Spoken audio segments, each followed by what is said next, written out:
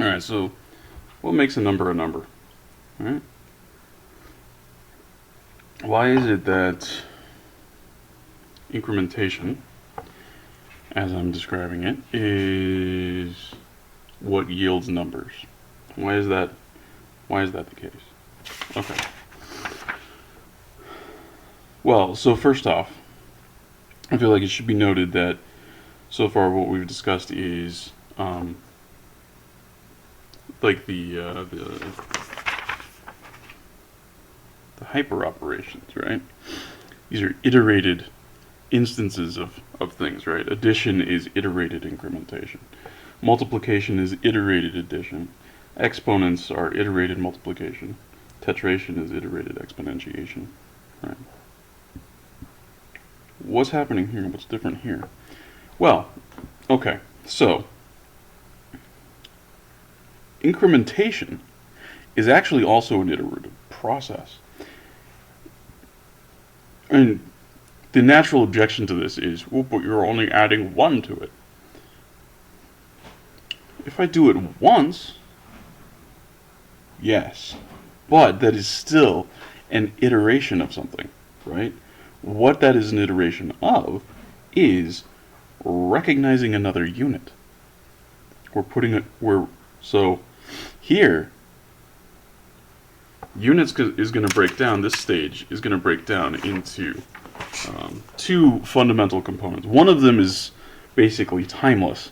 You do it once and you're pretty much good, right? And that is the definition, right? So unit, you have to define it.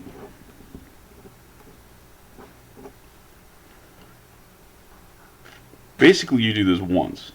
You define your unit once. But then you also have to recognize an instance of it. Okay. So if we iterate this, that's what gives us incrementation.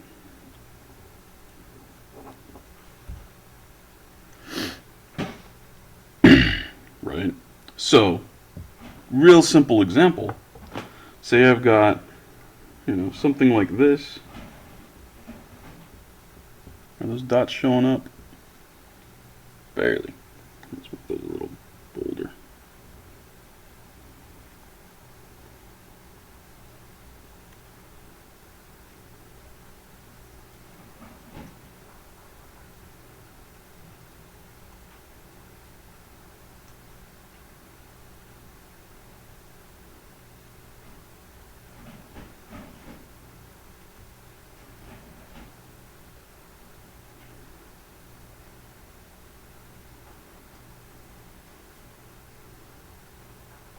Okay, so here,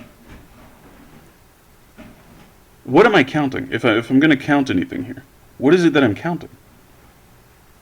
Am I counting individual dots? Is that my unit? Am I counting pairs of dots? Am I counting single dots? Is a single, assuming this counts as a single dot here, because there's space around it, and this counts as a single dot because there's an unusual compared to some of what's happening here. We don't have clustering, right? Does the single dot, come on screen, come on. Does the single dot qualify as a different sort of unit as the double dot? And do those qualify as separate things from the triple dot? Or are we looking only at dots, right? So we have to define our unit before we can count anything.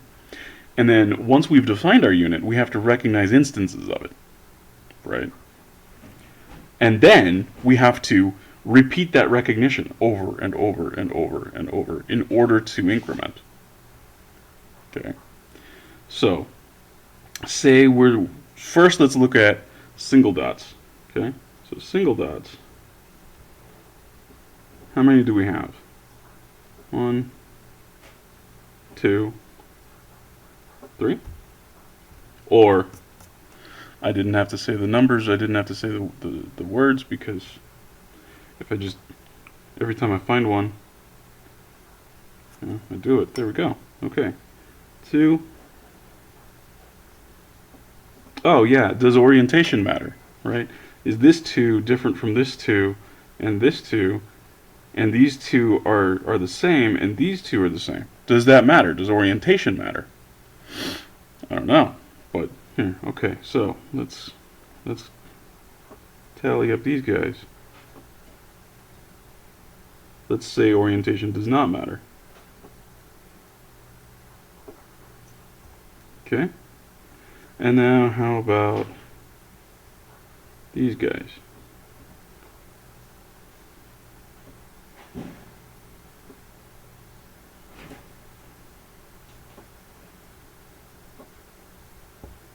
Okay, so is there any 2 that I have the same quantity of? Tallies are bad for figuring this out, which is why we have abbreviated, systematized symbols for these things, right? But these 2 look like they might be the same. How do I compare them? So there's that lines up, that lines up, that lines up, that lines up, that lines up. These are the same.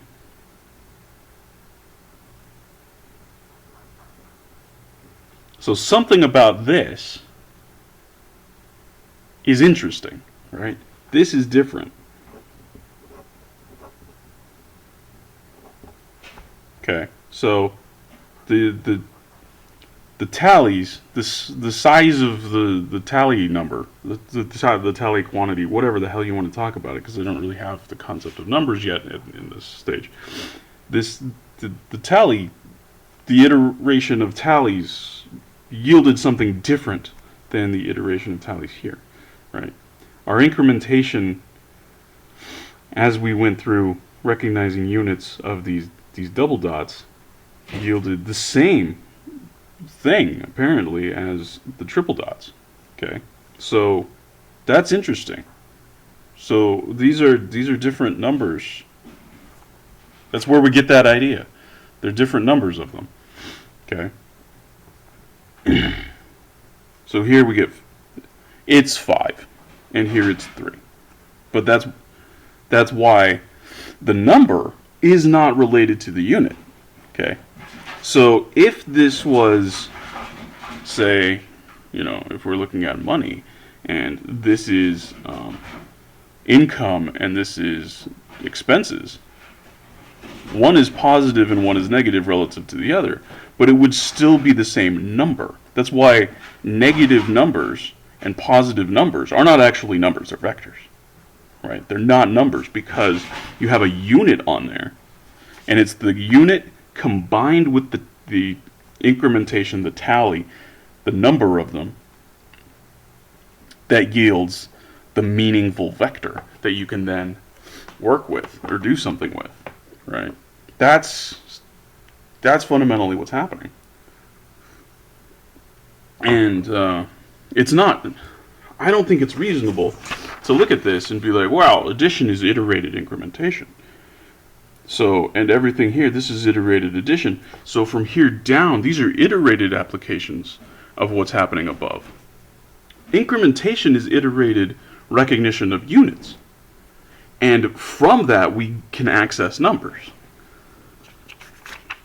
And then from that, we can do measurements, determining same and different and relative, like is there more or less or whatever. Those are your measurements that you can do, but you have to have the incrementation first. You have to have the iterated recognition of units first. Okay?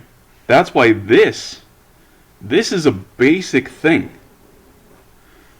for all of mathematics. You cannot escape this. This has to be part of it. Okay? And this is the lowest level because this is not iterated. This is the basic thing. Incrementation is an iteration of this, as I just showed you. And the result of that iteration, the result of incrementation, is numbers.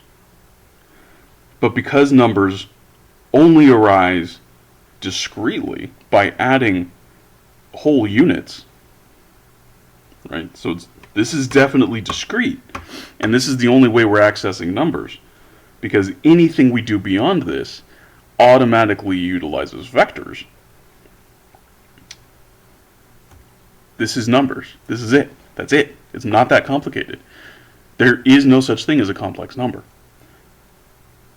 There is no such thing as a negative number. That doesn't actually make sense, because once you start doing those things, once you put a negative on it, or an I, or a J, or whatever onto it, it's now a vector, right?